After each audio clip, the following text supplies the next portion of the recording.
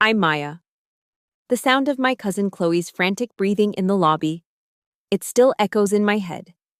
Just moments ago, she stumbled out of my boardroom at Apex Innovations, completely shattered after her disastrous pitch. It wasn't just the rejection that broke her. It was the terrifying realization that the core algorithm she had stolen to impress the board and the hidden chairman holding her company's fate were both exactly the same person. Me, the orphaned cousin her family had stepped on for years. It all started at a summer alumni barbecue.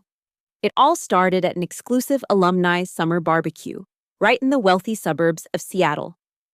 The afternoon air was thick with the scent of expensive grilled seafood and the sharp clinking of crystal glasses. My cousin Chloe was the undisputed center of attention, as always. She stood near the edge of the pristine infinity pool, proudly holding up her shiny new top 30 under 30 glass trophy. Of course, everyone mingling on that lawn knew her parents had practically bought that recognition through their corporate connections. But no one dared to say it out loud. They just smiled and clapped and fed her ego. My aunt, a woman who wore her wealth like a weapon, could not stop bragging to the crowd. Chloe is a true visionary. She's going to completely disrupt the tech world, she announced, her voice piercing through the polite chatter. My uncle nodded in agreement, taking a slow sip of his aged scotch.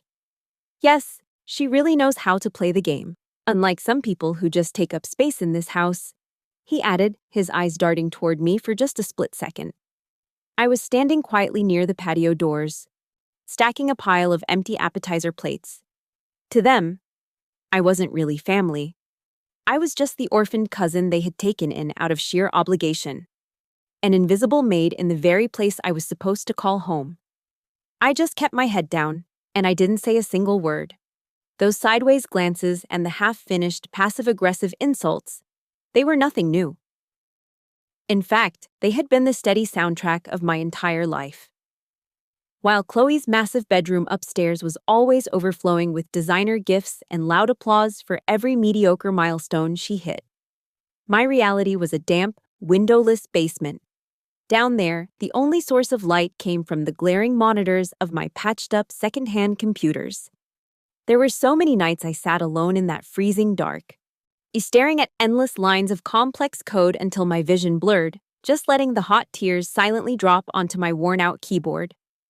I used to genuinely ask myself, am I really as useless as they make me feel? Was I just born to be the family's defective draft? The absolute worst part of it all wasn't the lack of money or the constant fear of failure. It was the crushing rejection from the only people who were supposed to be my blood. They didn't physically hurt me. They didn't have to. They just used their cold indifference and those razor-sharp comparisons to slowly strip away every last piece of confidence a lonely kid had left. Every time my aunt loudly praised Chloe, it was a calculated reminder of my own insignificance. Every time my uncle completely ignored my presence, it felt like I was being erased from the world. But then, during one of those exhausting, sleepless nights, my fingers paused on the keys. I realized something incredibly brutal, yet completely freeing. I was never going to get their unconditional love, not unless I plastered myself with the fake, shiny labels they worshipped so desperately. And I simply refused to be that hollow. So, I made a silent decision right then and there. I stopped crying. I stopped trying to explain my worth to people committed to misunderstanding me. I took all that suffocating resentment, every single sideways glance, every bitter insult, and I used them as the foundational bricks to build my own empire. If I was going to be entirely invisible to them, I would make sure I became invincible to the rest of the world. Their isolation was no longer my daily punishment. It became my absolute armor. Later that afternoon, the conversation shifted, as it always did, to Chloe's latest grand venture. She made sure her voice carried over the soft jazz playing in the background. I have a massive pitch next week with Apex Innovations, she announced, swirling her champagne. It is the biggest venture capital firm in the city. They are practically begging to fund my startup. Of course. She conveniently left out the part where her company was bleeding money and completely on the edge of bankruptcy. But no one at that table cared about the actual financial reports. They just loved the sound of her blind ambition. My aunt clapped her hands together, already predicting a billion-dollar valuation. Then she turned her perfectly manicured attention toward me. I was just finishing wiping down the patio table when she caught my eye. You know, Maya, if this Apex deal goes through, I'm going to need an assistant. She laughed, a sharp, hollow sound, and a few of my relatives chuckled along with her. I could give you a tiny fraction of a percent in shares, she continued, her tone dripping with fake pity. You can fetch my coffee and organize my files. It would finally get you out of that depressing little basement of yours. Think about it. My aunt beamed at her. That is so incredibly generous of you, Chloe, she said, looking at me with total disdain. You should really thank your cousin for throwing you a lifeline. I just stood there, holding a damp cloth. And I smiled. A quiet, knowing smile. Thank you, Chloe. Good luck with your pitch at Apex, I replied softly. I didn't say another word. I didn't need to defend myself. Because what Chloe didn't know, what none of them knew, was that the mysterious, anonymous chairman of Apex Innovations she was so desperate to impress was me. Looking back at them laughing by the pool, it was actually fascinating to watch. It was a perfect, real-life display of a psychological trap. Our society, and especially our families, are so easily blinded by the halo effect of shiny labels. A glass trophy bought with family connections, a loud, confident voice, a trendy startup name. These are nothing but cognitive shortcuts. They allow people to quickly conclude that someone is a brilliant genius without ever having to look at the actual, undeniable results. It is a dangerous delusion. Chloe truly believed that her bought prestige and her arrogant networking would automatically translate into real power in the tech world. She was deeply trapped in her own illusion, completely overestimating a skill set she simply did not possess. But out there, in the ruthless, unforgiving reality of the global market, labels mean absolutely nothing. The market does not care who your wealthy parents are. It does not care how many elite summer barbecues you have hosted. It only responds to one unchangeable metric: proof of work. While Chloe was busy polishing her fake crown and practicing her empty buzzwords, I was quietly writing complex data architecture.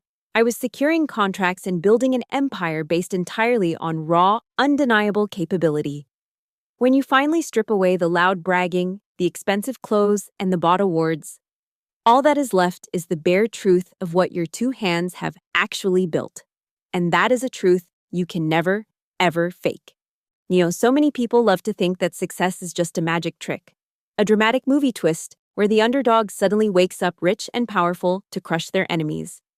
But that is not how it happens in the real world. Apex Innovations was not born in a sleek glass skyscraper with a team of top-tier developers. It was born in the damp, freezing air of that windowless basement. While Chloe was out at exclusive networking parties, sipping expensive cocktails and collecting glossy business cards, I was living in complete, suffocating isolation. My days blurred into endless, exhausting nights. I survived on cold instant noodles and stale coffee, staring at multiple cracked screens until my eyes burned and my vision literally doubled.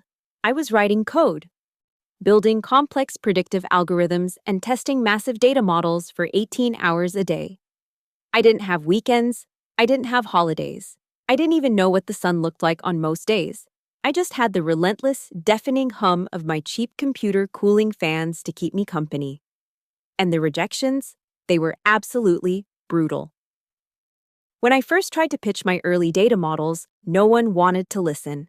I sent out hundreds of emails, made countless awkward cold calls, just trying to get a single foot in the door. But the tech world is ruthless. They looked at my proposals and saw no Ivy League degree, no wealthy family backing, no flashy connections. I was just a 20-something girl with a patched-up computer and zero social proof. They rejected me, over and over and over again. See 499 rejections, just to get one single, hesitant yes. It is incredibly hard to keep going when the entire world seems to agree with the people who despise you. It makes you want to scream, to just quit and accept the invisible, pathetic life everyone assigned to you. But I couldn't do that. I realized that if they were going to judge me by my lack of shiny labels, I had to remove the labels entirely. I stripped my name, my gender, and my background from every single pitch. I stopped trying to walk through their heavily guarded front doors and started sliding my algorithms through their back-end systems anonymously. I let the raw, unfiltered data speak for itself. I forced the market to look at the undeniable performance of the code rather than the nobody who wrote it. My very first contract was worth barely $500, but it was the most important money I ever made. It was proof. Blood, sweat, and literal chunks of my own hair falling out from pure stress. It was all baked into that first piece of software. I didn't have a wealthy mentor to show me the ropes. I had to teach myself how to read complex financial reports in the middle of the night, how to ruthlessly negotiate corporate contracts, how to build an entire database architecture completely from scratch. There was no fake it till you make it for me. I couldn't afford to fake anything.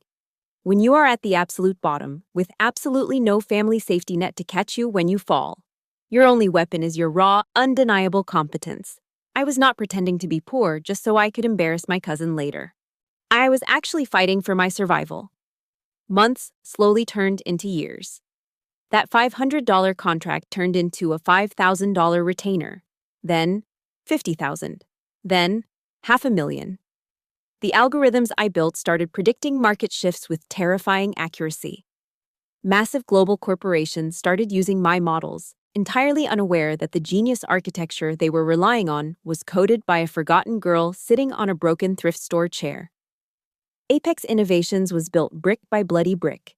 It was the ultimate heavy price of my silence. Every single time my aunt made a passive-aggressive comment upstairs, I signed another major client. Every time Chloe posted a fabricated achievement online, I acquired another server. I channeled every ounce of their toxic disregard into pure, unadulterated focus. Your real power does not need to announce itself at a summer dinner party. It just quietly does the work, until the market has no choice but to bow down. And that brings us to this morning. The air conditioning in the Apex Innovations boardroom is notoriously cold, designed to keep people sharp. I was sitting quietly in the executive observation room, watching the live feed on my monitors. Down there, standing at the head of the massive obsidian table, was Chloe. She looked immaculate. Designer suit, perfect posture, flashing that exact same winning smile she used at the summer barbecue. But the high-definition cameras do not lie. I could see the slight tremor in her hands. I could see the hidden panic behind her eyes. Her startup was rapidly bleeding cash, and this pitch was her absolute last chance to save it. She started her presentation, and it was painful to watch. She was completely out of her depth. She kept hiding behind loud, empty corporate jargon, desperately trying to mask the fact that she had no real business model. We are going to synergize the data streams to create a disruptive, hyperscalable ecosystem, she declared, her voice echoing in the silent room. My senior partners just stared at her. They were not her doting parents, and they were not easily impressed by meaningless buzzwords. My lead technical director leaned forward, tapping his silver pen on the table. Your user acquisition cost is completely unsustainable. You are burning through capital with zero return on investment. What exactly is your core technological advantage? Chloe completely froze, when the shiny illusion she had built her entire life around was shattering right in front of her. She stammered, her eyes darting around the room. No, wait. That is exactly why we developed our new proprietary algorithm, she blurted out, her voice suddenly high-pitched and frantic. She aggressively clicked her presentation remote. A massive, intricate web of data processing architecture lit up the screen behind her. Our team built this groundbreaking model entirely from scratch. It will revolutionize predictive analytics. In the observation room, I leaned closer to my monitor. I stared at the lines of code proudly displayed on her slide, and my breath caught in my throat. I knew that code. I knew the specific syntax, the unique routing logic, the hidden loops, because I wrote it. Years ago, sitting in that freezing basement, I'd uploaded a raw, anonymous piece of open-source architecture to a niche developer forum just to test its viability. It was one of my earliest, most brilliant experiments. And here was my golden child cousin, standing inside my own company, boldly presenting my stolen work as her ultimate masterpiece. She had scoured the internet, found a brilliant piece of anonymous coding, and simply slapped her own name on it. The sheer audacity of her lie was suffocating. She was standing there, radiating fake pride, completely oblivious to the fact that the anonymous genius she stole from was the exact same girl she treated like invisible dirt. My board members leaned in, genuinely intrigued by the complex slide. They started taking notes. Chloe let out a shaky breath, a triumphant smirk slowly creeping back onto her face. So she really thought she had done it. She thought her stolen label had just bought her a multi-million-dollar lifeline. I watched her bask in that stolen glory for just a few more seconds. Then I slowly set my coffee down, straightened my jacket, and walked toward the heavy boardroom doors. It was time to break the illusion. The heavy glass doors of the boardroom clicked open. I walked in quietly, taking my seat at the absolute head of the table. The entire room went dead silent. Chloe stopped mid-sentence. Her presentation remote slipped from her fingers, clattering loudly against the obsidian table. She stared at me, her eyes wide with a mixture of utter confusion and pure horror. "Maya, what are you doing in here?" she whispered, her voice trembling. My lead director looked at her, entirely unamused. "This is our chairman and founder," he said simply. I didn't gloat, and I didn't raise my voice. I just calmly opened my laptop and mirrored my screen to the main projector. "Yes, Chloe," I said gently. "It is a brilliant algorithm. In fact, I remember writing the core logic for it 3 years ago, right in my aunt's basement. I typed a few rapid commands, bringing up the original, time-stamped source code, complete with my encrypted developer signature." Chloe's face drained of all color. The shiny, expensive mask she'd worn her entire life completely shattered into a million pieces right in front of me. She literally had to grip the edge of the table just to keep herself standing. As the boardroom doors finally closed behind her, leaving her utterly defeated in the hallway, I realized something strange. I didn't feel the overwhelming, vindictive satisfaction I used to dream about. Looking at my perfect, golden child cousin completely breaking down over a failed pitch, the only thing I truly felt was a deep, quiet pity. Chloe was not just an arrogant rival, she was a victim. For her entire life, my aunt and uncle had molded her into a living monument of their own expectations. The bragging, the bought awards, the constant need for attention. It was all just a gilded cage they had locked her inside. She was never allowed to just be a normal person. She was never allowed to quietly fail or to learn at her own pace. Her entire sense of self-worth was built exclusively on the applause of other people. And the terrifying truth is, when that applause is violently ripped away by the real world, someone like Chloe has absolutely nothing left inside. It is just an empty, shattered ego. Looking at her, I suddenly felt incredibly grateful for the complete neglect I had suffered. By ignoring me, my family accidentally gave me the greatest privilege of all, the absolute freedom to be invisible. I didn't have to carry the crushing weight of their toxic expectations. I was allowed to make massive mistakes in the dark, to fail in complete silence, and to define my own version of success without anyone looking over my shoulder. The sweetest revenge isn't actually crushing the people who look down on you. It is the profound realization that you have finally escaped the cage they are still desperately trapped inside.